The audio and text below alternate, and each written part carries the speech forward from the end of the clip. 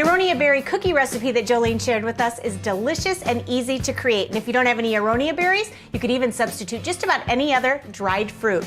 And you're gonna start with a cup of butter and you're gonna mix it with your sugars. 1 cup of brown sugar, half a cup of raw sugar, and half a cup of dehydrated cane juice sugar. You're gonna cream that together.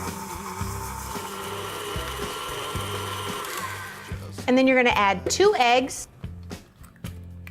and then all of your dried ingredients. 3.5 to 4 cups rolled oats, 1.5 cups of unbleached flour, a teaspoon of baking soda, a teaspoon of sea salt, a teaspoon of vanilla.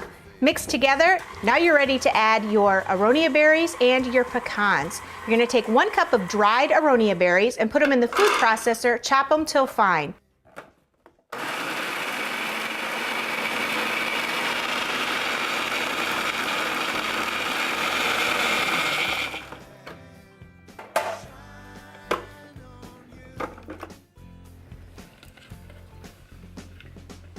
Then add your chopped pecans, mix together, and you're gonna bake in a 350-degree oven for 10 to 11 minutes.